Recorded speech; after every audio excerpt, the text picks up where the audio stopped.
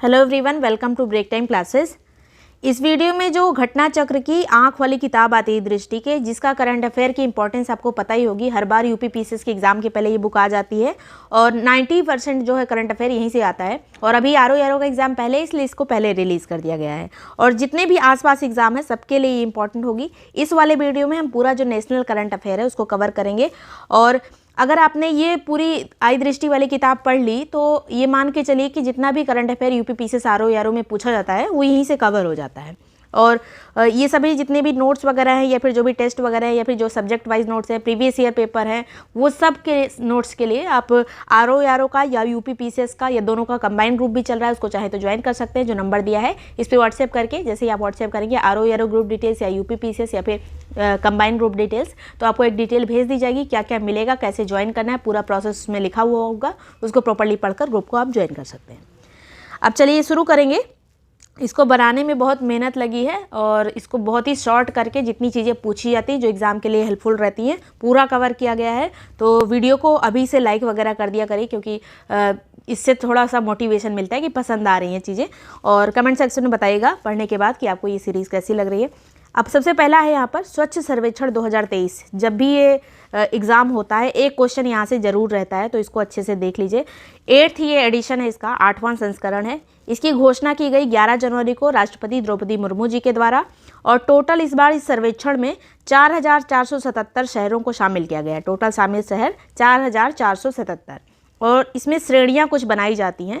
तो 1 लाख से प्लस जनसंख्या वाली श्रेणी में शीर्ष पे कौन कौन से यहाँ पर शहर हैं और इनको अरेंज करने को भी पूछा जाता है। तो इस बार फर्स्ट पे 2 सिटीज़ हैं। एक तो इंदौर, जो कि हमेशा रहता है, लगातार 7वीं बार पहले नंबर पर है। दूसरा सूरत भी पहले नंबर पर है। तो इंदौर और सूरत पहले नंबर पे हैं। इसके अलावा फिर थर्ड पे आता है नवी मुंबई महाराष्ट्र का। फिर आता है विशाखापत्तनम आंध्र प्रदेश का। फिर आता है भोपाल मध्य प्रदेश का। लगभग यहाँ तक तो आपको याद ही होना चाहिए। पूछ लिया जाता है या अरेंज करने को आ जाता है, या इस तरह से भी क्वेश्चन आता है कि शीर्ष 10 में कौन शामिल नहीं है, तो उस केस में आपको ये पूरा पढ़ना पड़ेगा। इंदौर, फिर सूरत, नवी मुंबई, विशाखापत्तनम, भोपाल, विजयवाड़ा, फिर नई दिल्ली, तिरुपति, ग्रेटर हैदराबाद और पुणे। ये दिमाग में होना चाहिए कि शीर्ष 10 में ये सभी हैं। अब ये जितनी भी श्रेणियां दी हैं इसमें यूपी के शीर्ष यहाँ पे दिए गए हैं। तो यूपी में जो है नोएडा पहले नंबर पे आता है। यूपी में जो स्वच्छता में है सबसे साफ जो है नोएडा है, लेकिन ओवरऑल में ये 14वें नंबर पर है। अब यूपी के से जब क्वेश्चन आएगा यूपी करंट अफेयर से, तो इनको अरेंज करने को दे दिया जाएगा, या फिर नोएडा की कौन सी रैंकिंग है। तो ओवरऑल में 14 रैंकिंग है, बस यूपी में फर्स्ट है। क्योंकि यूपी में फर्स्ट है इसलिए इसकी ओवरऑल रैंकिंग पूछी जा सकती है। नोएडा के बाद नंबर आता है गाजियाबाद का, फिर अलीगढ़ का नंबर आता है। और यहाँ पर वाराणसी का नंबर देख लीजिए। हमेशा वाराणसी जो है सबसे साफ वाले में रहता है, लेकिन वाराणसी जो है 4th अब हो गया है। 41th इसकी जो है, ओवरऑल में 41 है। वैसे नोएडा, गाजियाबाद और अलीगढ़ के बाद आता है ये। फिर यहाँ पर 44 है वाराणसी के बाद, लखनऊ 44 नंबर पे, फिर फिरोज़ाबाद आता है और प्रयागराज आता है। ये यूपी के शीर्ष हैं। नंबर 1 पे नोएडा है। नेक्स्ट बात करेंगे। अब अभी जो हमने देखा था इंदौर, सूरत, ये सब 1 लाख प्लस जनसंख्या वाली श्रेणी थी। अब यहाँ पे जो देखना है 1 लाख से कम जनसंख्या वाली श्रेणी में पहले नंबर पर कौन है, तो सासवाड़ है जो कि महाराष्ट्र का है।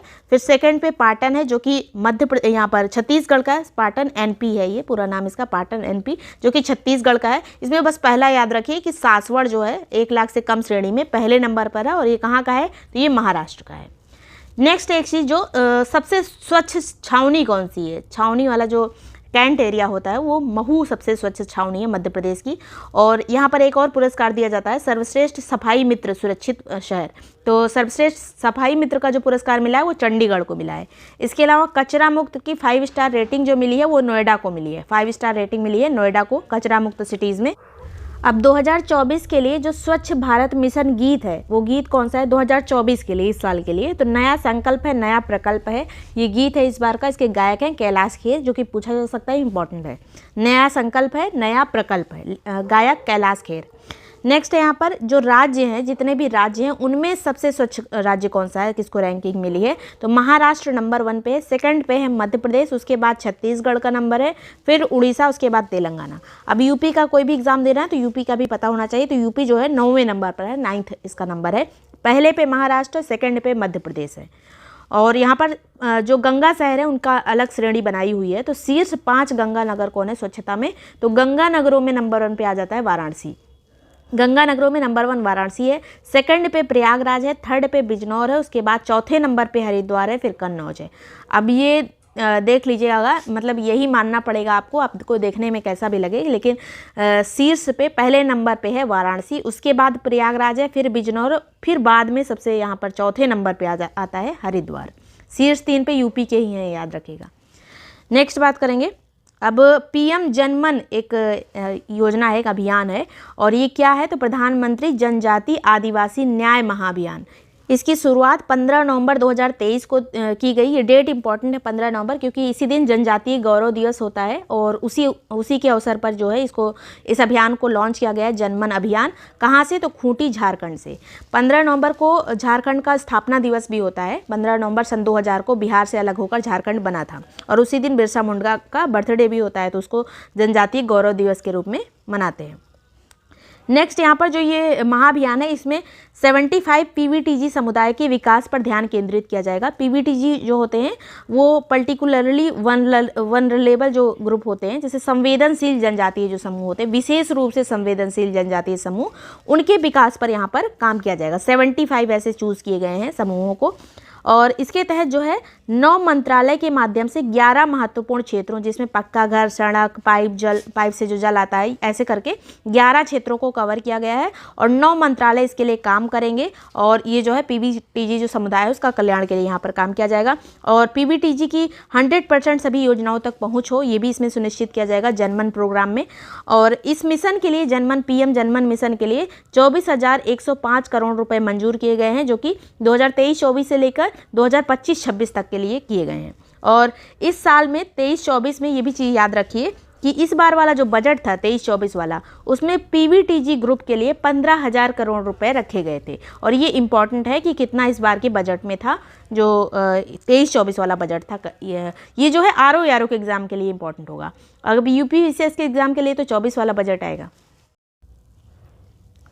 अब एक यहाँ पर नमो ड्रोन दीदी योजना। नमो ड्रोन दीदी योजना ये कब आई थी तो 29 नवंबर 2023 को इसको लॉन्च किया गया था, और इसके तहत प्रधानमंत्री किसान ड्रोन सुविधा एक शुरू की गई है, जो कि 30 नवंबर अगले दिन, मतलब जब नमो ड्रोन दीदी योजना चालू हुई 29 नवंबर को, उसके अगले दिन जो है प्रधानमंत्री महिला किसान ड्रोन का शुभारंभ किया गया। और इसके तहत कृषि ड्रोन दिए जाएंगे 15,000 महिला सेल्फ हेल्प ग्रुप को। ये जो है वितरण किया जाएगा ड्रोन का, और प्रशिक्षण भी उनको दिया जाएगा, जिससे जो है उर्वरक छिड़काव वगैरह में आसानी और महिलाएं जो है इस फील्ड में आगे आ सके। तो उनको प्रशिक्षण दिया जाएगा कि कृषि क्षेत्र में वो ड्रोन वगैरह उड़ा सके, और उसके थ्रू जो है सशक्तिकरण उनका हो सके, जो वित्तीय और वैसे भी सामाजिक सशक्तिकरण। और इसमें जो है प्रशिक्षित महिलाओं को क्या कहा जाएगा, जो जिनको प्रशिक्षण मिला रहेगा ड्रोन चलाने का, उनको ड्रोन दीदी कहा जाएगा। ड्रोन दीदी तो कैसे, कितने जो है सेल्फ हेल्प ग्रुप को चुना गया है इसके लिए, तो 15,000। इसमें लागत कितनी आएगी, नमो ड्रोन दीदी जो योजना है तो 1261 करोड़ रुपए की लागत आएगी। 24-25 से लेकर 25-26 तक एक साल के लिए 1261 करोड़ रुपए इसके लिए रखे गए हैं। और इसके अलावा अगर उर्वरक उत्पादन की बात किया जाए तो इसमें भारत का स्थान सेकंड है, दूसरे नंबर पर है। और उत्पादन तो सेकंड नंबर पे होता है, लेकिन इतना उत्पादन होने के बाद भी जो है भारत को इतना उर्वरक आयात करना पड़ता है, इंपोर्ट करना पड़ता है, कि उर्वरक इंपोर्ट में भी भारत दूसरे नंबर पे है। तो ये जो नमो ड्रोन दीदी योजना है, इसके तहत जो है उर्वरक छिड़काव को बढ़ावा दिया जाएगा। उसका जो है छिड़काव में जो है तरल छिड़काव जिसको कहा जाता है, कि कम उसका यूज़ हो, कंजम्पशन कम हो, इस पर भी जोर दिया जाएगा। नेक्स्ट बात करेंगे, 5 राज्यों में अभी विधानसभा चुनाव हुए, सबके परिणाम 3 दिसंबर को जारी हुए। कई बार ये करंट अफेयर हम कवर कर चुके हैं, घटनासार वगैरह में भी कर चुके हैं। और यहाँ पर राज्य और विधानसभा सीट और मुख्यमंत्री जरूर याद होना चाहिए। तो तेलंगाना जो है यहाँ पर कांग्रेस की जीत हुई है, 119 सीटें थी। यहाँ पर विधानसभा सीटें पूछी जा सकती हैं, जो भी रिसेंट चुनाव होते हैं उसमें विधानसभा सीट जरूर पूछी जाती है या मैचिंग में आती है। तो 119 सीट थी यहाँ पर, या फिर अरेंज करने को आ जाएगी कि बढ़ते क्रम में या घटते क्रम में अरेंज करिए। तो यहाँ पर 119 सीट, मुख्यमंत्री बने रेवंत रेड्डी कांग्रेस के। फिर राजस्थान में बीजेपी गवर्नमेंट बनी है, 200 सीट है यहाँ पर विधानसभा की, लेकिन चुनाव 199 पर हुआ है। मुख्यमंत्री बने हैं भजन लाल शर्मा। और मध्य प्रदेश में बीजेपी गवर्नमेंट बनी है, 230 सीट है मध्य प्रदेश में, डॉक्टर मोहन यादव जो है यहाँ पे मुख्यमंत्री बने हैं। छत्तीसगढ़ में भी बीजेपी की गवर्नमेंट बनी है, 90 सीट है छत्तीसगढ़ में। विष्णुदेव साय यहाँ के मुख्यमंत्री बने हैं, और ये छत्तीसगढ़ के जो है चौथे मुख्यमंत्री। छत्तीसगढ़ की स्थापना सन 2000 में हुई थी, ये आपको पता ही होगा। नेक्स्ट यहाँ पे बात करेंगे मिज़ोरम में जो है जोरम पीपल्स पार्टी की जो है सरकार बनी है। 40 सीट है मिज़ोरम में और यहाँ के जो मुख्यमंत्री बने हैं लाल दुहोमा बने हैं, लाल दुहोमा। नेक्स्ट यहाँ पर ये जो चुनाव हुए थे इसमें छत्तीसगढ़ के चुनाव में एक मैस्कॉट भी था, शुभंकर भी था। ये क्या था? तो चुनई पूछा जा सकता है। चुनई कहाँ के चुनाव का जो है शुभंकर था? तो छत्तीसगढ़ के चुनाव का। इसके अलावा विष्णुदेव साय जो कि छत्तीसगढ़ के मुख्यमंत्री बने हैं, ये पहले आदिवासी मुख्यमंत्री हैं वहाँ के। फिर छत्तीसगढ़ के उप मुख्यमंत्री कौन बने हैं? तो ये हैं अरुण साव और विजय शर्मा। उप मुख्यमंत्री इतना नहीं पूछा जाता है, फिर भी एक बार देख लीजिए, अरुण साव और विजय शर्मा। और मध्य प्रदेश के उप मुख्यमंत्री कौन बने? जगदीश देवड़ा और राजेंद्र शुक्ला। ये दोनों चीज़ आप मिस भी कर देंगे तो भी चलेगा, मुख्यमंत्री जरूर याद होने चाहिए। नेक्स्ट बात करेंगे 370 जो अनुच्छेद था जिसको निरस्त कर दिया गया था 5 अगस्त सन 2019 को, और इसके तहत जो 370 तो निरस्त किया ही गया था, 35A भी निरस्त किया गया था जो जम्मू कश्मीर के लिए था।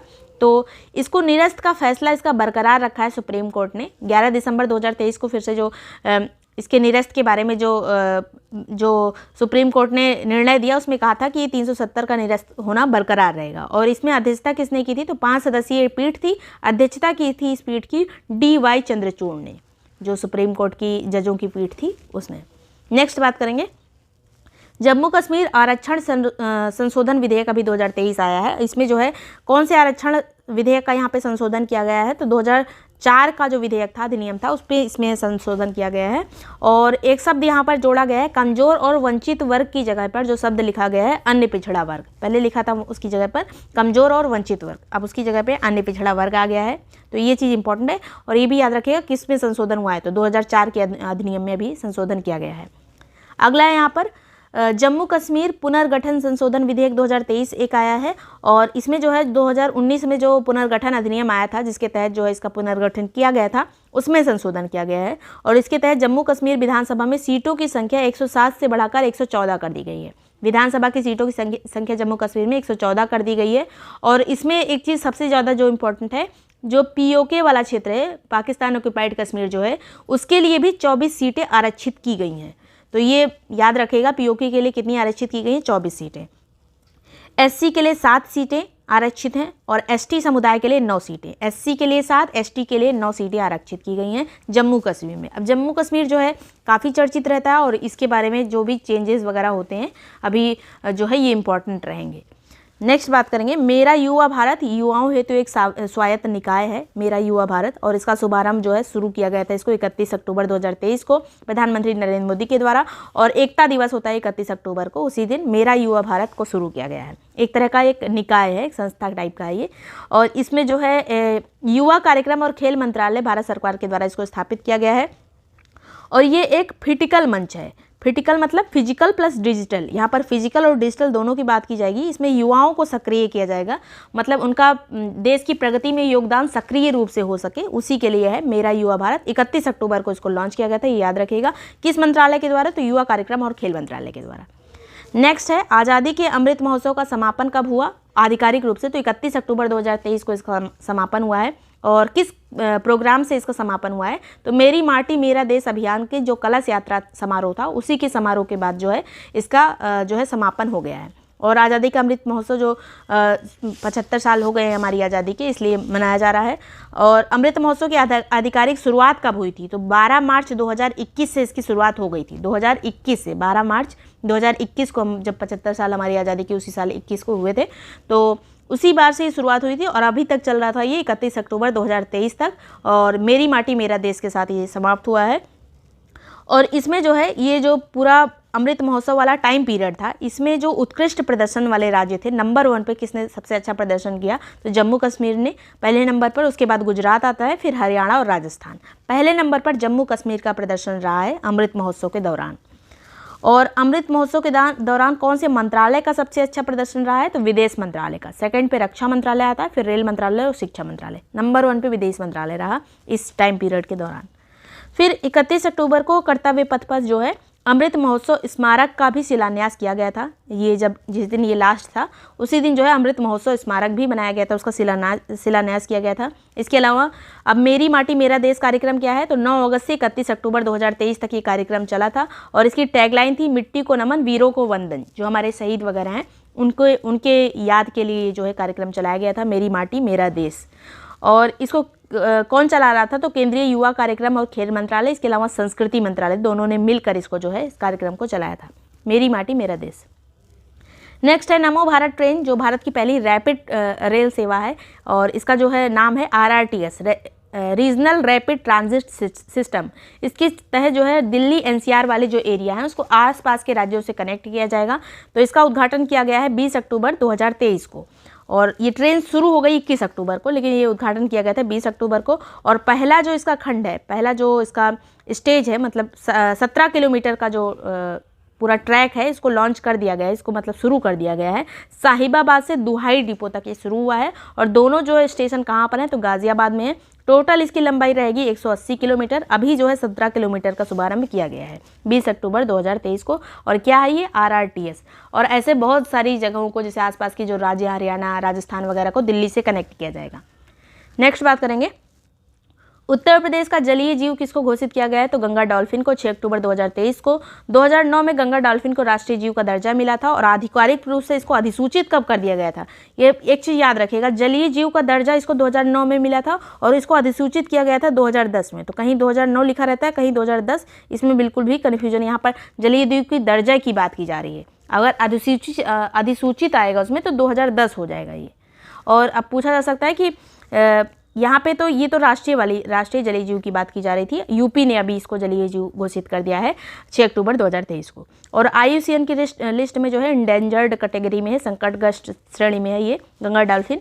और साइट्स के परिशिष्ट 1 में, अपेंडिक्स 1 में इसको रखा गया है।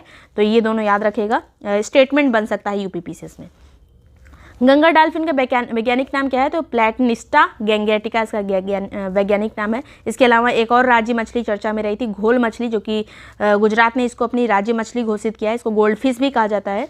और विक्रमशिला डॉल्फिन अभ्यारण्य कहाँ स्थित है, तो ये बिहार में स्थित है, भागलपुर में है बिहार के। इसके अलावा राष्ट्रीय डॉल्फिन दिवस किस दिन मनाया जाता है, तो 5 अक्टूबर को मनाते हैं।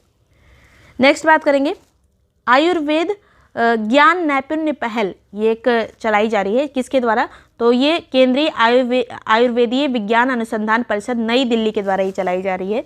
आयुर्वेदीय विज्ञान अनुसंधान परिषद नई दिल्ली के द्वारा इसको नवंबर 2023 में शुरू किया गया है। और इसका उद्देश्य है आयुर्वेद में नवाचार करना। तो ये नैपुण्य से आप समझ सकते हैं, नवाचार करना आयुर्वेद में, बस सीधा सा ये जान लीजिए। नेक्स्ट है भारतीय भेषज संहिता आयोग, इसको PGD का ये सदस्य बना गया है। हमारा जो भारतीय भेषज संहिता आयोग है ये PDG का सदस्य बन गया है। तो PDG क्या चीज़ है, पूछा जा सकता है, तो फार्माकोपिकल डिस्कशन ग्रुप। तो ये एक डिस्कशन ग्रुप है और इसकी बैठक अभी इस बार जो है हैदराबाद में हुई थी 3 से 4 अक्टूबर के बीच में। वहीं पे भारतीय भेषज संहिता आयोग को इसमें शामिल कर दिया गया है। इस ग्रुप में भारत का जो भेषज संहिता आयोग है इसको शामिल कर लिया गया है। इससे क्या होगा, तो इससे जो है विश्व स्तरीय फार्मास्यूटिकल उत्पाद तैयार हो सकेंगे भारत के लिए। भारत को मतलब फार्मास्यूटिकल में थोड़ा सा सहयोग मिल जाएगा। और ये जो भेषज संहिता आयोग है ये केंद्रीय स्वास्थ्य और परिवार कल्याण मंत्रालय का एक स्वायत्त संस्थान है, जो कि अब PDG का सदस्य बन गया है। नेक्स्ट बात करेंगे, समक्का सरक्का केंद्रीय जनजातीय विश्वविद्यालय कहाँ पे बनाया गया है, तेलंगाना में इसको बनाया जाएगा। केंद्रीय विश्वविद्यालय अधिनियम 2009 में इसके लिए संशोधन किया गया है। केंद्रीय विश्वविद्यालय अधिनियम सन 2009 में इसके लिए संशोधन किया गया है। और समक्का सरक्का जो है एक मेला भी लगता है तेलंगाना में, जो कि कोया जनजाति के द्वारा ये लगाया जाता है मेला। और समक्का सरक्का क्या है, तो माँ बेटी का एक विद्रोह हुआ था काकतीय शासकों के, जब टैक्स लगा रहे थे काकतीय शासक, उसी टाइम पे इन माँ बेटी का, समक्का सरक्का माँ बेटी का विद्रोह हुआ था और उसी की याद में मेला लगता है, उसी की याद में जनजातीय विश्वविद्यालय भी बन रहा है। नेक्स्ट बात करेंगे, पूछा जा सकता है ये समक्का सरक्का किन शासकों से संबंधित थे या किस राजवंश से संबंधित थे, तो ये काकतीय शासकों से संबंधित ये घटना है।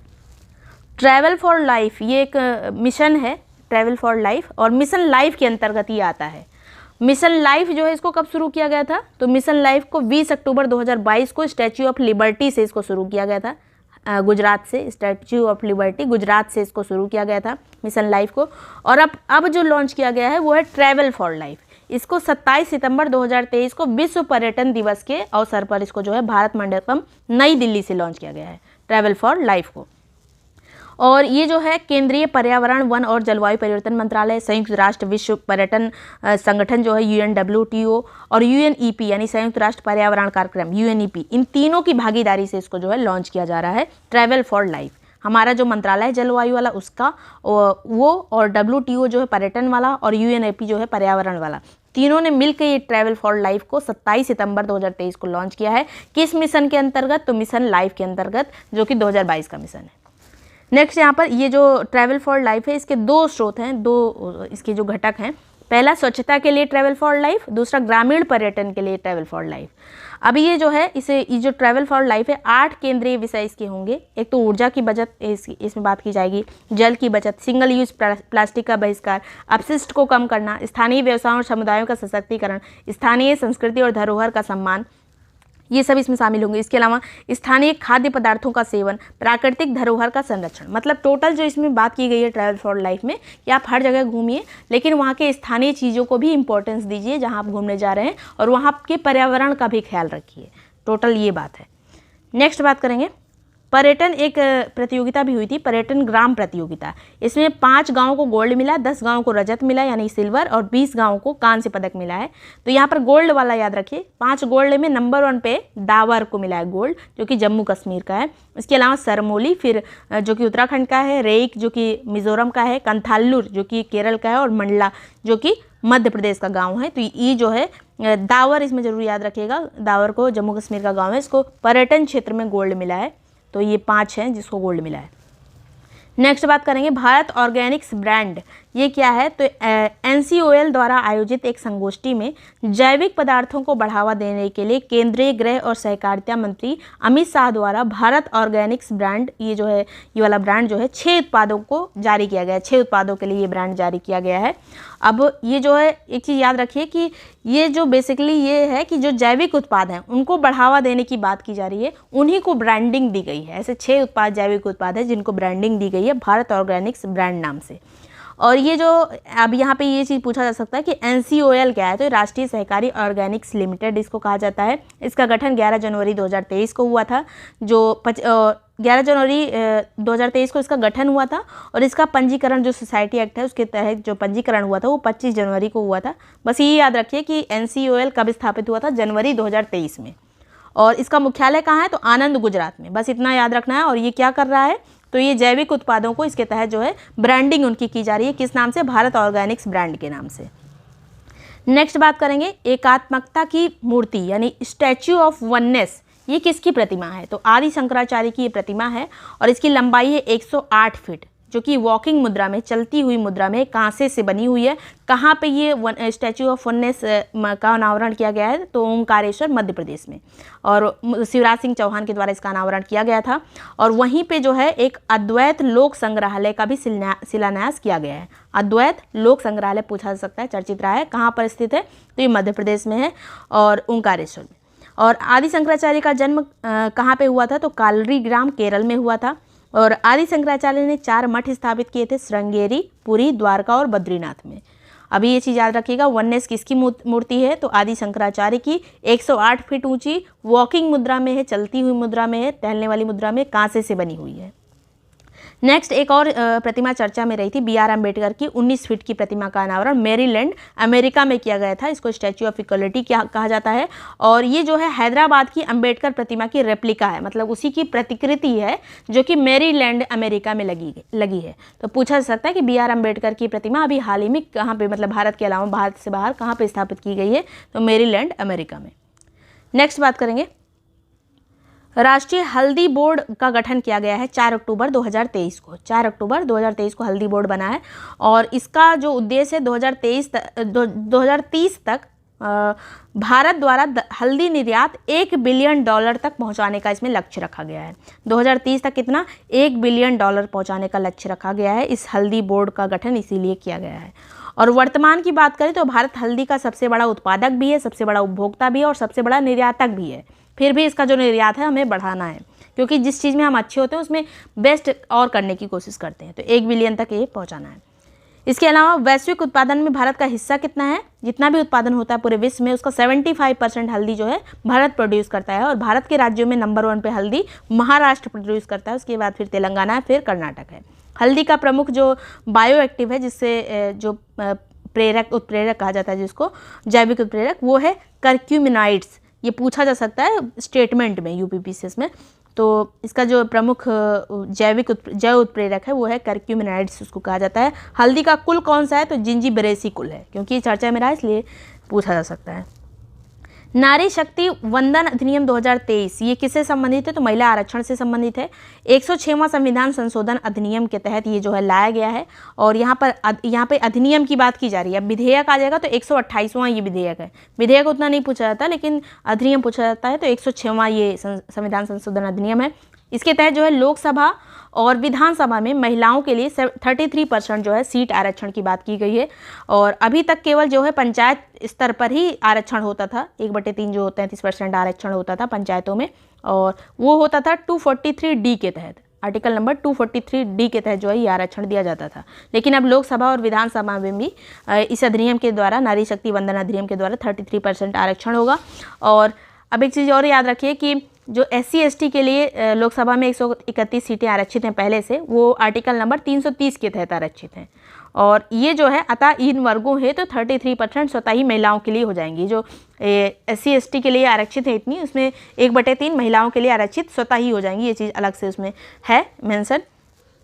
और ये जो विधेयक है नारी शक्ति, ये तो बहुत इंपॉर्टेंट है, क्योंकि बहुत दिन से इसकी बात की जा रही थी, इसलिए ये चीज़ इंपॉर्टेंट हो जाएगी। राष्ट्रपति के हस्ताक्षर इस पर कब हुए, ये विधेयक अधिनियम कब बन गया, तो 29 सितंबर को ये जो है अधिनियम बन गया था, ये नारी शक्ति वंदन अधिनियम। और वर्तमान की स्थिति की बात करें तो लोकसभा में वर्तमान स्थिति क्या है, वर्तमान में लोकसभा की 543 सीटों में से 181 महिलाओं के हेतु आरक्षित रहेंगी, और अब 2 आंग्ल भारतीय नहीं है, नहीं तो 245 रहती। अब वर्तमान में जो स्थित हो जाएगी, टोटल जो है 181 महिलाओं के लिए आरक्षित रहेंगी सीटें। और नए जो अनुच्छेद इसके तहत जोड़े गए हैं, ये जो अधिनियम है इसके तहत कौन कौन से अनुच्छेद जोड़े गए हैं, तो 330A, 332A और 334A नए अनुच्छेद हैं, याद रखिएगा, 330A, 332A, 334A। अगला जो है आयुष्मान भव अभियान का शुभारंभ कब किया गया है, तो 13 सितंबर 2023 को किया गया है। राष्ट्रपति द्रौपदी मुर्मू जी के द्वारा वर्चुअल माध्यम से गांधीनगर गुजरात में इसका आयुष्मान भव कार्यक्रम का शुभारंभ किया गया था। और इस अभियान के अंतर्गत 3 घटक आएंगे, 3 इसके और घटक हैं। कौन कौन से, तो आयुष्मान आपके द्वार 3.0, आयुष्मान मेला और आयुष्मान सभा, तीनों को कंबाइन करके ये आयुष्मान भव है, जिसको 13 सितंबर को लॉन्च किया गया है गुजरात से, गांधीनगर से, द्रौपदी मुर्मू जी के द्वारा। और इसका उद्देश्य क्या है, तो स्वास्थ्य सेवाओं में क्रांतिकारी परिवर्तन लाना। स्वास्थ्य के लिए आयुष्मान जहाँ पे भी आए नाम, वो स्वास्थ्य के लिए ही रहता है। नेक्स्ट बात करेंगे, मिथुन को जो है जो एक बैल जैसा दिखने, सांड जैसा दिखने वाला एक प्रजाति होती है, कुबड़ निकला हुआ होता है, उसको खाद्य पशु की श्रेणी, पशु का दर्जा दिया गया है। किसके द्वारा, तो FSSAI के द्वारा इसको जो है खाद्य पशु का दर्जा दिया गया है। मिथुन जो है किस परिवार से संबंधित है, तो इसका बोविडे परिवार से संबंधित है। मिथुन दिवस 1 सितंबर को मनाया जाता है। राष्ट्रीय मिथुन अनुसंधान केंद्र कहाँ है, तो नागालैंड में है, 1988 में स्थापित हुआ था। मिथुन अनुसंधान केंद्र नागालैंड इंपॉर्टेंट है। मिथुन मांस का नामकरण किया गया है, विशी कहा गया है। मिथुन मांस का जो नाम है विशी। 20वीं पशुधन गणना में सबसे ज़्यादा मिथुन कहाँ पर है, तो अरुणाचल प्रदेश में है। सबसे ज़्यादा अरुणाचल प्रदेश में, सेकंड पे नागालैंड में है, लेकिन इसका अनुसंधान केंद्र नागालैंड में स्थित है। नेक्स्ट है यहाँ पर ज़्यादातर जो है नॉर्थ ईस्ट में ही मिथुन पाए जाते हैं। कभी कभी स्टेटमेंट अगर थोड़ा सा कॉन्सेप्ट लेके पूछा गया तो किस एरिया में पाए जाते हैं, नॉर्थ ईस्ट में। सांची भारत का पहला सौर शहर बना है, और ये कहाँ पर है, तो मध्य प्रदेश के रायसेन जिले में है। MP सरकार और IIT कानपुर ने इसके लिए समझौता किया था, और इन्होंने लक्ष्य रखा था कि इस राज्य में नेट जीरो कार्बन एमिशन होगा। तो इसके लिए जो है सांची को सौर सिटी बनाने के लिए MP सरकार ने किससे समझौता किया, IIT कानपुर से। NCERT को डीम्ड यूनिवर्सिटी, अब यहाँ पर जो है शहर की बात की जा रही है, सौर सिटी। अब गाँव की बात, जहाँ 24/7 सौर ऊर्जा चलती है, वो मोढेरा गाँव गुजरात का था। NCERT को डीम्ड विश्वविद्यालय का दर्जा दिया गया। NCERT का फुल फॉर्म पूछा जा सकता है, national council of educational research and training, national council of educational research and training. Next है स्वच्छ वायु सर्वेक्षण 2023 अभी हुआ है, किसके द्वारा, तो NCEAP के द्वारा, नेशनल क्लीन एयर प्रोग्राम के द्वारा। अब इसमें जो है 10 लाख प्लस जनसंख्या वाली श्रेणी में नंबर 1 पे कौन है, एयर की बात की जा रही है, एयर सर्वेक्षण की, तो नंबर 1 पे है इसमें श्रेणी 1 में इंदौर, सेकंड पे है आगरा, थर्ड पे है ठाणे। ये तीनों जरूर याद रखना है। एयर क्वालिटी की यहाँ पे बात की जा रही है, इंदौर, आगरा, ठाणे। अब यहाँ पे यूपी की बात की जाएगी तो आगरा पहले नंबर पे आ जाएगा। नेक्स्ट है 3 से 10 लाख वाली जो सेकंड वाली श्रेणी है, जनसंख्या वाली, उसमें जो नंबर 1 पे है वो है अमरावती और सेकंड पे इसमें मुरादाबाद है। अब जो सेकंड वाली श्रेणी है उसमें यूपी में पहले नंबर पे कौन आ जाएगा, तो मुरादाबाद आ जाएगा। पहले नंबर पे यहाँ पे अमरावती, सेकंड पे मुरादाबाद, फिर गुंटूर है। 3 लाख से कम जनसंख्या श्रेणी जो 3 है उसमें नंबर 1 पे कौन है, तो परवाणु है जो कि हिमाचल का है। ये 3 लाख से कम जनसंख्या श्रेणी में पहले नंबर पे है। अब यूपी की स्थिति देख लीजिए, ये तो टोटल हो गया। श्रेणी 1 में यूपी में पहले नंबर पे कौन है, तो अभी हमने देखा था आगरा है, उसके बाद वाराणसी, फिर गाजियाबाद। पहला जरूर याद रखना है, यूपी में श्रेणी 1 में पहले नंबर पे कौन है, तो आगरा है और ओवरऑल में सेकंड है। फिर श्रेणी 2 की बात की जाए तो श्रेणी 2 में यूपी में पहले नंबर पर कौन है, तो मुरादाबाद है और ओवरऑल में 2 पे है। श्रेणी 3 में एक श्रेणी 3 भी है जिसमें पहले नंबर पे कौन है, तो श्रेणी 3 में पहले नंबर पे है रायबरेली और वैसे ये 4th नंबर पे है। तो बस इतना याद रखिए कि ओवरऑल में आगरा सेकंड पे है और श्रेणी 2 में ओवरऑल में मुरादाबाद सेकंड पे है और यूपी की तरफ से पहले नंबर पे है। और टोटल में इंदौर पहले नंबर पे, फिर आगरा, फिर ठाणे। अब भारत मंडपम की बात करते हैं जो केंद्र स्थापित हुआ था नई दिल्ली में। और ये भारत मंडपम जो है भगवान बसवेश्वर के अनुभव मंडलम से प्रेरित नाम है और ये अनुभव मंडपम जो है 12वीं शताब्दी में कर्नाटक में स्थापित हुआ था, उसी के नाम पर ये भारत मंडपम है। इसके अलावा विश्व की सबसे ऊंची नटराज मूर्ति भी यहीं पे लगी है। 28 फीट की ये मूर्ति है नटराज की जो शिव जी के रूप हैं। नेक्स्ट यहाँ पे बात करेंगे प्रधानमंत्री विश्वकर्मा योजना कब लॉन्च हुई, तो 17 सितंबर 2023 को इसको लॉन्च किया गया प्रधानमंत्री जी के द्वारा। और इसका नोडल मंत्रालय कौन सा है, तो सूक्ष्म लघु और मध्यम उद्यम मंत्रालय इसका नोडल एजेंसी है। इसके अलावा इसकी टैगलाइन क्या है इस योजना की, तो सम्मान सामर्थ्य समृद्धि, सम्मान सामर्थ्य समृद्धि। इसके तहत जो है 18 पारंपरिक व्यवसायों को इसमें शामिल किया जाएगा। योजना की शुरुआत कब हुई, 17 सितंबर 2023 को। ये ज़्यादा चर्चित रही थी इसलिए इसकी डेट इंपॉर्टेंट है। और कितने व्यवसाय इसमें शामिल होंगे, तो 18 पारंपरिक व्यवसायों को इसमें शामिल किया जाएगा। अब अगला है यहाँ पर प्रथम ABDM माइक्रो साइट लॉन्च की गई है। कहाँ से, तो मिजोरम आइजोल से इसको लॉन्च किया गया है। 23 अगस्त 2023 को इसको शुरू किया गया है। तो पहला राज्य जिसने इसको अपनाया है मिजोरम है। सभी राज्यों को अपनाना है माइक्रो साइट्स और किस चीज़ के लिए, तो डिजिटल स्वास्थ्य सेवाओं में आसान पहुँच के लिए इसको जो है शुरू किया गया है। इस माइक्रो साइट को मिजोरम से इसकी शुरुआत हुई है। इंडिया स्मार्ट सिटीज़ अवार्ड प्रतियोगिता 2022 ये 4th एडिशन था। इसका आयोजन किया गया है आवास और शहरी कार्य मंत्रालय के द्वारा और ये 2023 में ही इसका आयोजन हुआ। तो शहरों की सूची में पहले नंबर पर कौन है, स्मार्ट सिटीज़ की यहाँ पर बात की जा रही है। तो पहले नंबर पर है इंदौर, उसके बाद फिर है सूरत, फिर आगरा। इंदौर, सूरत, आगरा जो है पहले, दूसरे, तीसरे नंबर पर है। तीनों याद रखना है। और राज्यों की अगर बात करें तो पहले नंबर पर स्मार्ट राज्यों में जो है मध्य प्रदेश आ जाता है, फिर तमिलनाडु, फिर राजस्थान। यहाँ पर तीसरे नंबर पर 2 राज्य हैं, एक राजस्थान, एक उत्तर प्रदेश। तो उत्तर प्रदेश का नंबर स्मार्ट सिटीज़ में तीसरे नंबर पर है। अब यूनियन टेरिटरीज यानी केंद्र शासित प्रदेशों में नंबर 1 कौन है, तो चंडीगढ़। अब ओवरऑल में बस याद रखना है कि स्मार्ट सिटीज़ में इंदौर पहले नंबर पे, फिर सूरत, फिर आगरा। राज्यों में पहले नंबर पर मध्य प्रदेश, यूपी है 3rd। अगला है अमृत भारत स्टेशन योजना। ये जो है 6 अगस्त 2023 को शुरू की गई। इसके तहत 1309 रेलवे स्टेशन विकास के लिए चिन्हित किए गए हैं और सबसे ज़्यादा जो विकास के लिए चिन्हित किए गए हैं 156 स्टेशन यूपी के चिन्हित किए गए हैं। टोटल 1309 में 156 यूपी के हैं और पहले चरण में इन 1309 में से 508 जो रेलवे स्टेशन है उनकी आधारशिला रखी गई है अमृत भारत स्टेशन योजना के तहत। नेक्स्ट बात करेंगे नीति आयोग का जो राष्ट्रीय बहुआयामी गरीबी सूचकांक 2023 आया था 2015-16 से लेकर 2019 से 21 के बीच में। इसमें कहा गया है कि 13.5 करोड़ लोग गरीबी से बाहर निकले हैं और जो बहुआयामी गरीबी में जो लोग थे उनके 9.89% में कमी आई है। 9.89% करीब कमी आई है। ग्रामीण क्षेत्रों में अब बहुआयामी गरीबी कितनी है, तो 19.29%, जो कि पहले 32.59% थी। अब शहरी क्षेत्रों में कितनी है गरीब, तो 5.27%, पहले ये 8.65 था। तो अब दोनों में कम हुआ है।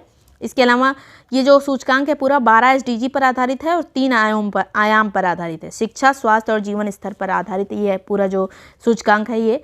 और इसमें जो है सबसे ज़्यादा सुधार यूपी में हुआ है, सेकंड नंबर पे बिहार में, फिर मध्य प्रदेश में। सबसे ज़्यादा सुधार वाले ये राज्य हैं। सर्वाधिक सुधार उत्तर प्रदेश में हुआ है और इसमें कहा गया है रिपोर्ट में कि 3.43 करोड़ लोग जो हैं यूपी के गरीबी से बाहर निकले हैं। 3.43 करोड़। अब पूछा जाए कि अभी भी जो है सबसे ज़्यादा बहुआयामी गरीबी कहाँ है, तो नंबर 1 पे अभी भी बिहार बना हुआ है और सेकंड पे झारखंड है, 3rd पे मेघालय है और 4th नंबर पर उत्तर प्रदेश है। पहले नंबर पे बिहार, 4th पे उत्तर प्रदेश है इसमें। फिर ग्लोबल MPI यानी एक ग्लोबल रैंकिंग भी होती है, मल्टी लेवल पॉवर्टी इंडेक्स। ये वाली जो थी ये तो नीति आयोग वाली थी भारत की और ये ग्लोबल वाली है। इसमें भारत की रैंक कितनी है, तो 109 देशों में 66 रैंक है भारत की। गरीबी में 66वें नंबर पे है। इसके अलावा यूपी के अगर जिलों की बात की जाए तो सबसे ज़्यादा गरीबी कहाँ पर है, सर्वाधिक बहुआयामी गरीबी बहराइच में है, फिर श्रावस्ती, फिर बलरामपुर, बदायूं, फिर सीतापुर, सबसे ज़्यादा बहराइच में। और न्यूनतम कहाँ पे है तो गाज़ियाबाद में, सबसे कम गरीबी गाज़ियाबाद, उसके बाद लखनऊ, फिर कानपुर नगर। नेक्स्ट बात करेंगे वैभव फेलोशिप योजना एक है जो कि 28 फरवरी 2023 को शुरू की गई है और राष्ट्रीय विज्ञान दिवस इसी दिन होता है, इस दिन शुरू की गई थी वैभव फेलोशिप योजना। अब ये जो है वैभव क्या चीज़ है तो वैश्विक भारतीय वैज्ञानिक, इसका जो है फुल फॉर्म है वैभव का। और वैभव फेलोशिप कॉल एक 2023 की अभी घोषणा की गई है 15 जून को, वैभव फेलोशिप कॉल। इसके तहत जो है भारतीय मूल के वैज्ञानिकों और जो टेक्नोलॉजिस्ट हैं उनको, जो भारतीय मूल के बाहर रहते हैं, उनको इनवाइट किया जाएगा, उनको आमंत्रित किया जाएगा कि भारत की टेक्नोलॉजी, भारत का जो रिसर्च वगैरह है उसमें वो लोग थोड़ा सा सहयोग करें। और इसकी नोडल एजेंसी कौन है तो विज्ञान और प्रौद्योगिकी विभाग जो है इसका नोडल है एजेंसी, और इसका नाम क्या है वैभव फेलोशिप योजना। वैज्ञानिकों और टेक्नोलॉजिस्ट से संबंधित है, ये याद रखिएगा।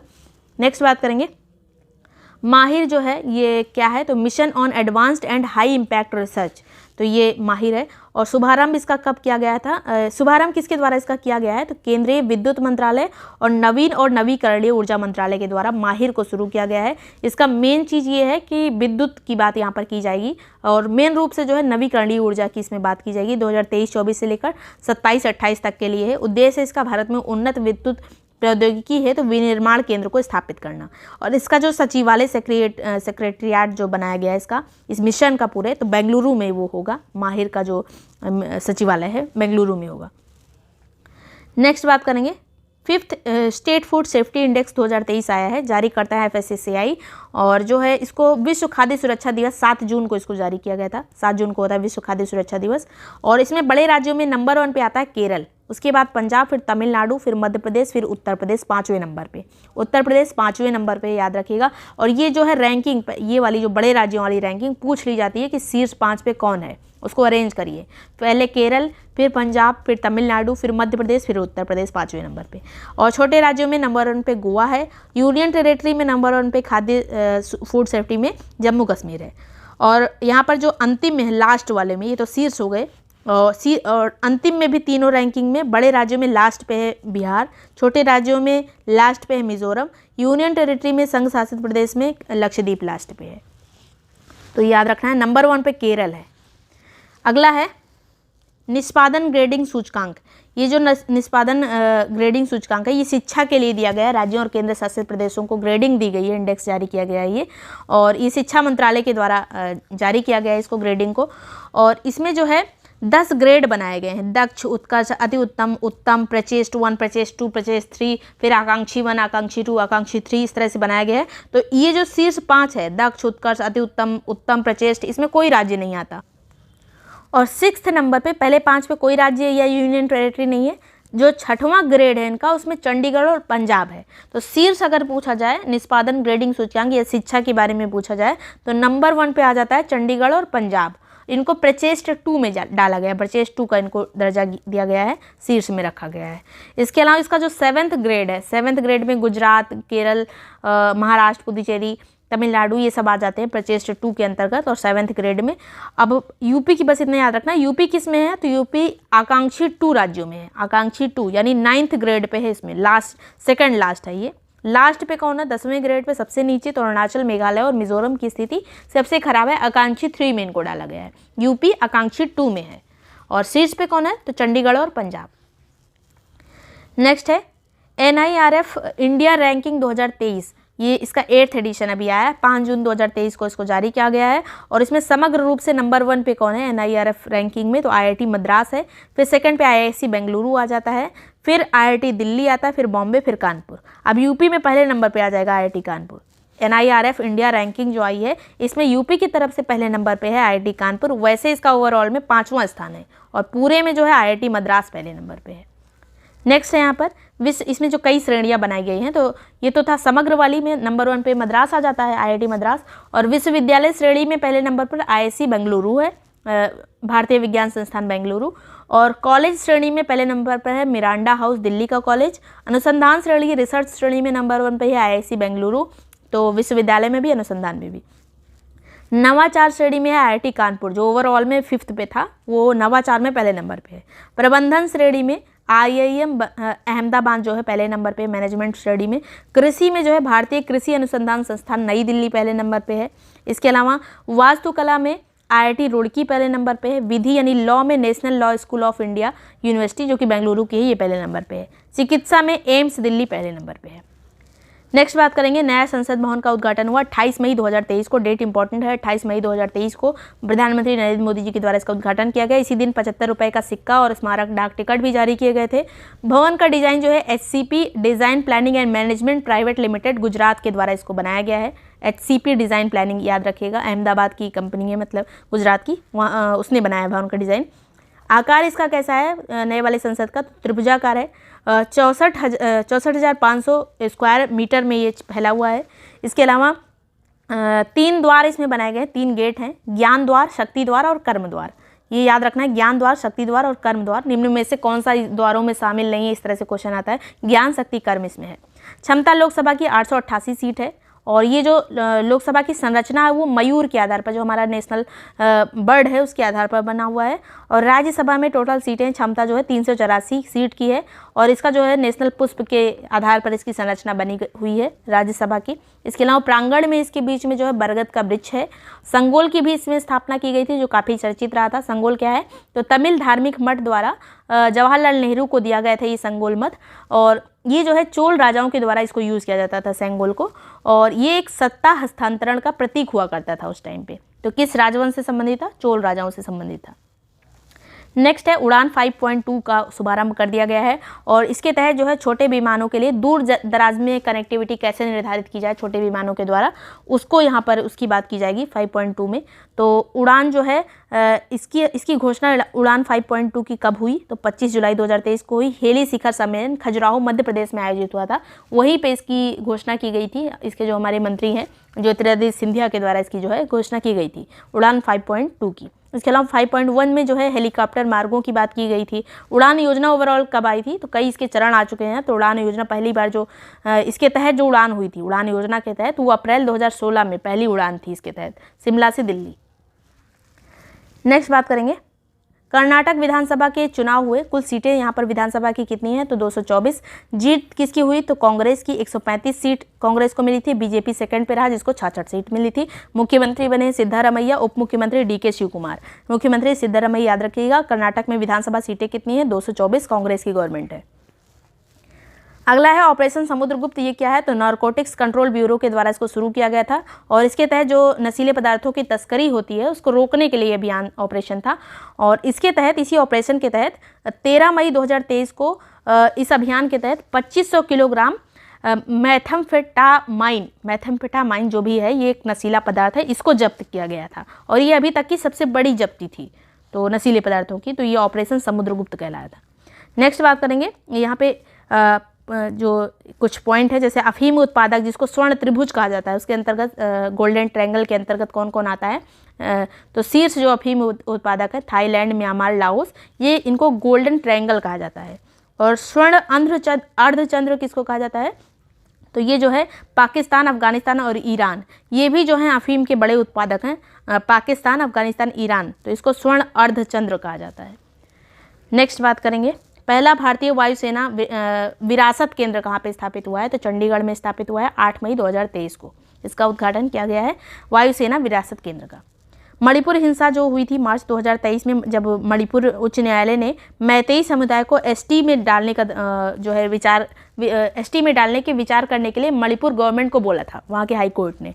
तो उसी के बाद जो पहले से ST में थे कुकी समुदाय, उसका और मैतेई समुदाय के बीच में हिंसा होने लगी, क्योंकि कुकी को काफ़ी ज़्यादा वहाँ पे बहुत सारे राइट्स पहले से मिले हुए थे जो ST को सिर्फ मिलते हैं। अब मैतेई को भी मिल जाते हैं तो फिर इनके राइट कम हो जाते हैं, इसलिए जो है ये हिंसा हुई थी आपस में। और अब ज़्यादा जो ये इम्पोर्टेंट है कि मणिपुर हिंसा जांच आयोग जो गठित किया गया था, ये 4 जून 2023 को गठित किया गया था केंद्र सरकार के द्वारा। इसके अध्यक्ष कौन थे? तो इसके अध्यक्ष थे अजय लांबा और 2 अन्य सदस्य थे। इसके अलावा मणिपुर शांति समिति गठित की गई थी 10 जून 2023 को, और इसकी अध्यक्ष कौन थी? तो मणिपुर की राज्यपाल अनुसुईया उइके। जांच आयोग के अध्यक्ष थे अजय लांबा। शांति समिति की अध्यक्ष थी अनुसुईया उइके। इसके अलावा भारत सरकार और मणिपुर सरकार, भारत सरकार और UNLF जो वहाँ का एक हथियारबंद समूह है, यूनाइटेड नेशनल लिबरेशन फ्रंट, उसके बीच में समझौता एक अभी हाल ही में हुआ है। ये डेट इंपॉर्टेंट है जब मणिपुर और भारत सरकार और UNLF का समझौता हुआ। ये 29 नवंबर 2023 को हुआ था, 29 नवंबर 2023 को। नेक्स्ट बात करेंगे भारत विनिर्माण नवोन्मेष सूचकांक, एक इंडिया मैन्युफैक्चरिंग इनोवेशन इंडेक्स एक आया है और इस इनोवेशन इंडेक्स में पहले नंबर पे कर्नाटक है, सेकंड पे तेलंगाना है, थर्ड पे तमिलनाडु है। पहले नंबर पे कर्नाटक है, यूपी की रैंक है यहाँ पर 8th, पहले पे कर्नाटक, यूपी 8th। इसके अलावा पहाड़ी राज्यों में नंबर 1 है उत्तराखंड। संघ शासित प्रदेशों में पहले नंबर पे है दादरा नगर हवेली, दमन दीव। अगला यहाँ पे बात करेंगे भारत में जल निकायों की प्रथम गणना की गई है अभी केंद्रीय जल शक्ति मंत्रालय के द्वारा। तो सबसे ज़्यादा जो शीर्ष पे है, जहाँ पे सबसे ज़्यादा जल निकाय है शहरों में, तो पहले नंबर पे पश्चिम बंगाल आता है, गाँव में भी पहले नंबर पे पश्चिम बंगाल आता है। तो ओवरऑल जल निकायों की जो गिनती है उसमें सबसे ज़्यादा कहाँ पे जल निकाय है, तो पश्चिम बंगाल में। और शहरों में बात करें तो सेकंड पे तमिलनाडु आता है, उसके बाद केरल, फिर उत्तर प्रदेश। शहरों में जो जल निकाय है उसमें उत्तर प्रदेश का चौथा नंबर है। अब यहाँ पे अगर बात की जाए कि सेकंड नंबर ग्रामीण में जो है यूपी सेकंड पे आ जाता है, शहरों में चौथे पे आता है और ग्रामीण क्षेत्रों में जल निकायों की बात की जाए तब दूसरे नंबर पे। गांव में जल की जो बहुत सारे यूनिट्स गांव में ज़्यादा हैं यूपी में। इसके अलावा फिर आंध्र प्रदेश, फिर जल निकाय में यूपी में जल निकाय की बात की जाए तो जितने भी यहाँ पर जल निकाय हैं यहाँ पर कितने हैं, 2,45,087 इतने जल निकाय हैं जो झील वगैरह या फिर छोटे छोटे जो पोखर वगैरह जो भी हैं जल निकाय, उन्हीं की गिनती की गई थी। तो जितने भी यहाँ पे जल निकाय हैं उसका 98.98% यूपी के गांव में है। शहरों में केवल लगभग 2% ही जो जल निकाय हैं केवल शहरों में है, बाकी 98% यूपी के गाँव में है। तो ये याद रखना है। और ओवरऑल में नंबर 1 पे पश्चिम बंगाल है, ये भी याद रखना है। नेक्स्ट बात करेंगे जल बजट तैयार करने वाला पहला राज्य कौन सा था, तो केरल ने जल बजट अपना तैयार किया था जलवायु परिवर्तन का जो भी प्रभाव है उससे बचने के लिए। फिर राष्ट्रीय चिकित्सा उपकरण नीति 2023 ये घोषित की गई है अप्रैल 2023 में और इसके तहत 4 चिकित्सा उपकरण पार्क बनेंगे। अब 4 चिकित्सा उपकरण पार्क कहाँ कहाँ पे बनेंगे ये इंपॉर्टेंट है, तो हिमाचल प्रदेश, मध्य प्रदेश, उत्तर प्रदेश और तमिलनाडु में। हिमाचल प्रदेश, मध्य प्रदेश, उत्तर प्रदेश और तमिलनाडु में जो है जो चिकित्सा में जो उपकरण यूज़ किए जाते हैं टूल्स वो बनेंगे उसके पार्क। नेक्स्ट बात करेंगे और इसका लक्ष्य क्या है, तो चिकित्सा जो उपकरण है उसके वैश्विक बाजार में 10 से 12% हिस्सेदारी भारत की हो सके अगले 25 साल में। इसके लिए जो है ये सब किया जा रहा है, ये जो नीति आई है इसी के लिए इसका लक्ष्य रखा गया है। भारत का सबसे बड़ा पुस्तक ग्राम कहाँ पे है बन रहा है, तो अरगम गांव, ये बांदीपोरा जम्मू कश्मीर में है। सबसे बड़ा पुस्तक ग्राम है। पहला पुस्तक ग्राम भिलार में था, भिलार गांव में, महाराष्ट्र में 2017 में ही ये बन गया था। नेक्स्ट बात करेंगे अरावली ग्रीन वॉल परियोजना क्या थी, तो पर्यावरण वन जलवायु मंत्री जो हमारे भूपेंद्र यादव जी हैं उनके द्वारा 21 मार्च को इसको, जिस दिन अंतर्राष्ट्रीय वन दिवस होता है उसी दिन इसको लॉन्च किया गया था इस योजना को, अरावली ग्रीन वॉल परियोजना को। कहाँ से, तो टिकली हरियाणा से इसको शुरू किया गया था। और इस योजना के तहत जो अरावली रेंज जहाँ पे है, दिल्ली, हरियाणा, राजस्थान और गुजरात, उसमें अरावली रेंज के आसपास 5 किलोमीटर के क्षेत्र को हरित बफर बनाना था। वहाँ पर पेड़ वगैरह लगाने थे और मतलब ऐसा काम करना था कि पर्यावरण का संरक्षण हो, जंगल लगाना, पेड़ लगाना, उस तरह के काम यहाँ पे इस योजना के तहत किए जाएंगे। पूछा जा सकता है कौन कौन से इसमें राज्य कवर हैं, कब शुरू हुई थी, 21 मार्च को। अगला है उत्तर प्रदेश खाद्य प्रसंस्करण उद्योग नीति 2022 से लेकर 27 तक। ये उद्योग नीति हमारी खाद्य प्रसंस्करण से संबंधित उद्योग नीति जो है यूपी की, ये शुरू की गई है। अब यहाँ पे पूछा जा सकता है कि उत्तर प्रदेश की खाद्य प्रसंस्करण में वर्तमान में हिस्सेदारी कितनी है पूरे भारत में, तो 6% केवल हिस्सेदारी है अभी। इसको बढ़ा के 20% तक लेके जाना है खाद्य प्रसंस्करण में, जो टोटल भारत में यूपी की हिस्सेदारी है उसको। नेक्स्ट है आम आदमी पार्टी को राष्ट्रीय पार्टी का दर्जा मिल गया है और ये जो है पंजाब, गोवा और दिल्ली, गुजरात में ये राज्य स्तर की भी पार्टी है। इसके अलावा अभी 3 पार्टियों का दर्जा भी छिन गया था। कौन कौन सी थी, AITMC अखिल भारतीय तृणमूल कांग्रेस, CPI भारतीय कम्युनिस्ट पार्टी और NCP राष्ट्रवादी कांग्रेस पार्टी, इनका दर्जा छिन गया है और आम आदमी पार्टी को मिल गया है। तो टोटल अभी नेशनल पार्टी है 6। कौन कौन सी, भारतीय राष्ट्रीय Congress INC, Bharatiya Janata party BJP, Bahujan Samaj party BSP, भारतीय कम्युनिस्ट पार्टी मार्क्सवादी CPIM और नेशनल पीपुल्स पार्टी NPP, आम आदमी पार्टी आप। तो ये जो है 6 पार्टी है अभी नेशनल।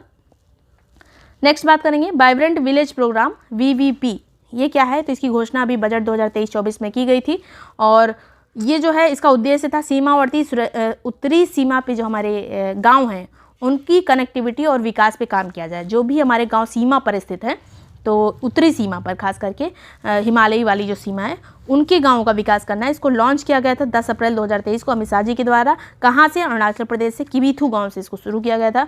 और इसमें जो है 4800 करोड़ रुपए इसके लिए रखे गए थे 2022-23 से लेकर 25-26 तक के लिए। वाइब्रेंट विलेज प्रोग्राम किससे संबंधित है? तो उत्तर के जो हमारे सीमावर्ती गांव हैं उनके विकास करने के लिए। और इसमें उत्तर में कौन कौन से गाँव आ जाएंगे? तो अरुणाचल प्रदेश, सिक्किम, हिमाचल प्रदेश, उत्तराखंड, लद्दाख, ये गांव जिसकी अंतर्राष्ट्रीय सीमा जिससे कनेक्ट होती है, तो उन्हीं गांव का जो है विकास करना है। नेक्स्ट बात करेंगे, मेघालय, नागालैंड, त्रिपुरा में विधानसभा के चुनाव हुए। तीनों में विधानसभा की सीटें कितनी है? 60-60। तो याद नहीं करना है, मतलब आसानी से हो जाएगा। 60-60 सीटें हैं मेघालय, नागालैंड और त्रिपुरा में। मेघालय के सीएम बने कोनराड सिंगमा, एनपीपी की पार्टी के हैं, सेकंड टाइम ये बने हैं। यहाँ के राज्यपाल फागू चौहान ने इनको शपथ दिलाई। फिर नागालैंड में जो है 60 में से 59 सीटें जो है एसटी के लिए आरक्षित हैं। यहाँ पे भी टोटल विधानसभा की 60 ही सीटें हैं और 60 में से 59 जो है एसटी के लिए आरक्षित हैं। और यहाँ पे जो सीएम बने हैं नेफी रियो बने हैं एनडीपीपी के, तो बस सीएम याद रखिए नेफी रियो, यहाँ के कोनराड संगमा बने हैं।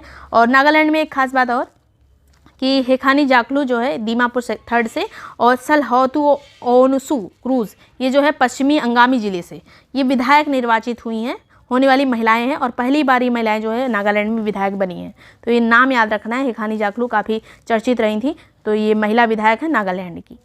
इसके अलावा त्रिपुरा में भी सीएम बने हैं मनिक साहा, बीजेपी के, सेकंड टर्म है इनका। सत्यदेव नारायण आर्य ने इनको शपथ दिलाई। नेक्स्ट बात करेंगे इंडिया जस्टिस रिपोर्ट 2022। अब ये वाले जो चुनाव हुए थे ये तीनों अभी इतने ज़्यादा इंपॉर्टेंट इसलिए नहीं है क्योंकि और भी अभी चुनाव आ गए थे जो अभी हमने पहले पढ़ा, तो इसलिए ये वाले ज़्यादा इंपॉर्टेंट नहीं है। फिर है इंडिया जस्टिस रिपोर्ट 2022, इसको 4 अप्रैल 2023 को ये रिपोर्ट आई थी। 3rd एडिशन है ये, तीसरी बार ये आया है संस्करण। और इसका उद्देश्य क्या है? तो न्याय प्रणाली के जो 4 स्तंभ हैं, पुलिस, जेल प्रणाली, न्यायपालिका और कानूनी व्यवस्था, वो दुरुस्त रह सके इसलिए जो है इसको रैंक दी जाती है राज्यों को कि कहाँ का सबसे अच्छा है। 102 संकेतक के आधार पर ये रैंक बनाई गई है। 4 स्तंभ कौन कौन से याद रखना है? पुलिस, जेल प्रणाली, न्यायपालिका और कानून व्यवस्था। शीर्ष पे नंबर 1 पे कौन है? तो कर्नाटक पहले नंबर पे है, वहाँ की व्यवस्था सबसे अच्छी है। उसके बाद तमिलनाडु, फिर तेलंगाना, लास्ट पे उत्तर प्रदेश है। बड़े राज्यों में 18 राज्य हैं बड़े, और उनमें से लास्ट में है उत्तर प्रदेश। और छोटे राज्यों में शीर्ष पर कौन है? तो छोटे राज्यों में शीर्ष पर है सिक्किम। अंतिम में छोटे राज्यों में कौन है? तो गोवा है। छोटे राज्यों में नंबर 1 पे है सिक्किम और लास्ट पे कौन है? तो गोवा है। और बड़े राज्यों में नंबर 1 पे है कर्नाटक, लास्ट पे कौन है? तो उत्तर प्रदेश है। अब यहाँ पे अगर जो 4 स्तंभ थे उन पे बात की जाए उत्तर प्रदेश की, तो चारों स्तंभ में पुलिस में भारत जो उत्तर प्रदेश है वो 15वें नंबर में आता है, जेल प्रणाली में 17, न्यायपालिका में 15, कानूनी सहायता में 18। लेकिन ये नहीं याद रखना है इतना, बस ये याद रखना है कि जो टोटल में ये लास्ट पे आता है। अगला है यहाँ पर MV गंगा विलास, जो विश्व का सबसे लंबा नदी क्रूज है।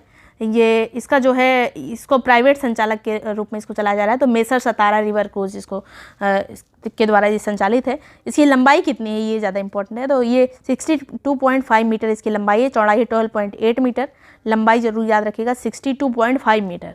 और 13 जनवरी 2023 से लेकर 28 फरवरी 2023 के बीच में ये चला। पहला जो इसकी बनारस से शुरू हुआ था, बोगीबिल असम तक ये गया था। तो ये जो टोटल इसने कितने उसको कवर किया, कितने किलोमीटर को, तो 3200 किलोमीटर को, और 27 नदी प्रणालियों से होकर ये जाता है। और बीच में इसमें पटना, साहिबगंज, झारखंड, कोलकाता, पश्चिम बंगाल का, ढाका बांग्लादेश का, गुवाहाटी असम का, ये सबसे होते हुए जाता है। बांग्लादेश से होते हुए पूरा ये जाता है। और बनारस से शुरू होकर कहाँ तक? तो असम तक, बोगीबिल तक। और इस दौरान जो है जब ये शुरू हुआ था उसी दौरान प्रधानमंत्री जी के द्वारा वाराणसी में टेंट सिटी का उद्घाटन किया गया था। टेंट सिटी पूछा जा सकता है कहाँ पे बनाया गया है, तो वाराणसी में। राष्ट्रीय जलमार्ग अधिनियम 2016 के तहत जो है इसको चलाया जा रहा है। और इसके तहत जो है 111 जलमार्ग चिन्हित किए गए हैं, लेकिन उनमें से जो है 5 पहले बनाए गए थे, 106 बाद में अभी चिन्हित किए गए हैं। लेकिन मेन रूप से चलता यही वाला है, जो गंगा वाला इधर वाला। तो ये चीज़ याद रखिएगा, इसको जो जलमार्ग 1 कहा जाता है। अगला है केरल उच्च न्यायालय ये जो है क्षेत्रीय भाषा में निर्णय देने वाला पहला उच्च न्यायालय बना है। क्षेत्रीय भाषा में जिसने अपना निर्णय दिया है, किस भाषा में? मलयालम में इसने अपना निर्णय सुनाया है। और केरल के मुख्य न्यायाधीश एस मणिकुमार है। और सुप्रीम कोर्ट ने क्षेत्रीय भाषा में निर्णय देने के लिए समिति गठित की, और इस समिति के अध्यक्ष कौन थे? तो अभय ओका थे इसके समिति के अध्यक्ष, जो निर्णय देने वाली समिति थी। मतलब सुप्रीम कोर्ट ने कहा था कि क्षेत्रीय भाषा में निर्णय दिया जाए, ऐसा सुप्रीम कोर्ट ने जब बोला था उस टाइम पे उस जो समिति गठित हुई थी उसके लिए जो है अभय ओका उसके अध्यक्ष बने थे। बस इतना याद रखना है कि पहला कौन था जिसने क्षेत्रीय भाषा में निर्णय दिया, तो ये है केरल, मलयालम भाषा में उन्होंने दिया था। अगला है विश्व का सबसे लंबा रेल प्लेटफॉर्म अब कौन सा हो गया है? तो हुब्बली का श्री सिद्धरूढ़ा स्वामी जी हुब्बली जंक्शन जो है ये सबसे लंबा हो गया है। इसकी जो है 1507 मीटर इसकी जो है लंबाई हो गई है। अभी तक जो है गोरखपुर सबसे लंबा था 1366 मीटर। उसके बाद थर्ड पे अब हो गया है कोल्लम। पहले नंबर पे अब यही हुब्बली हो गया, सेकंड पे गोरखपुर हो गया, फिर कोल्लम हो गया है। अगला है विदिशा 5G तकनीकी चालू करने वाला पहला आकांक्षी जिला बना है। C.DOT के सहयोग से इसने ऐसा किया है। 5G तकनीकी लागू करने वाला पहला आकांक्षी जिला विदिशा, जो कि मध्य प्रदेश का है। इसके अलावा आकांक्षी जिला कार्यक्रम कब शुरू हुआ था? जनवरी 2018 में। जो अल्पविकसित जिले हैं उनको आकांक्षी जिला बोला गया था।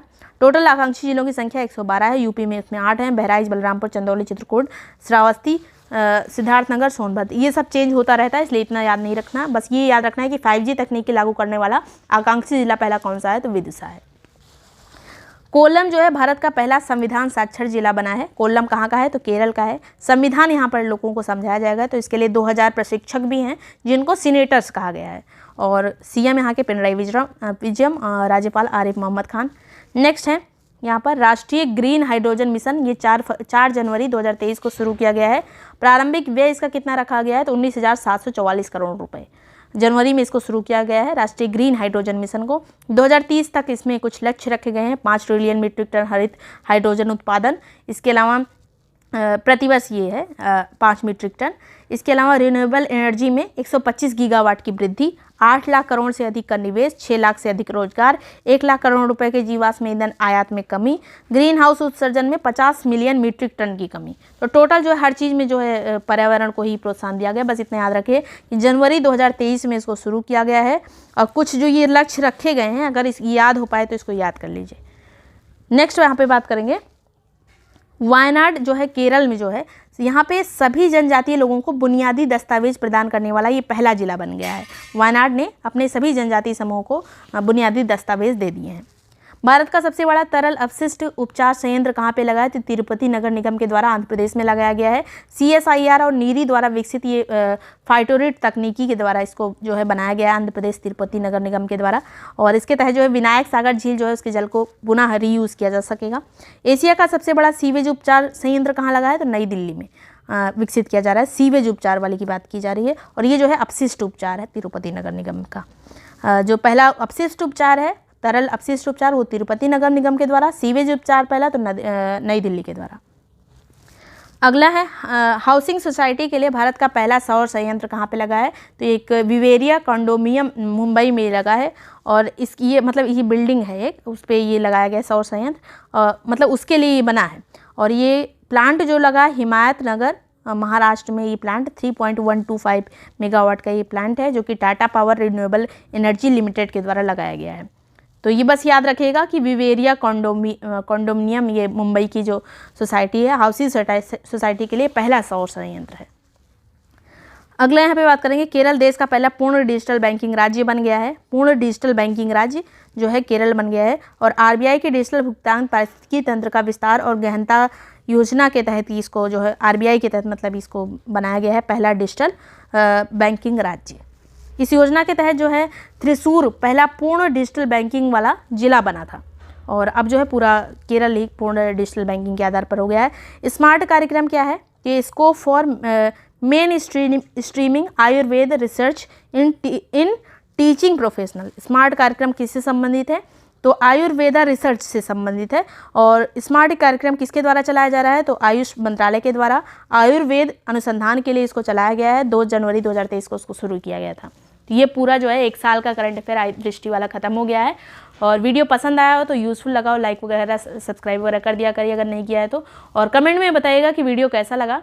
कोई भी ग्रुप ज्वाइन करने के लिए UPPCS RO वो कंबाइंड ग्रुप ज्वाइन करने के लिए जो नंबर दिया है इसे व्हाट्सएप करके ग्रुप की डिटेल्स ले सकते हैं और उसी में आपको सभी चीज़ें सब्जेक्ट वाइज नोट्स PYQ वगैरह ये करंट अफेयर टेस्ट वगैरह सब आपको एक ही जगह पे मिल जाएंगे।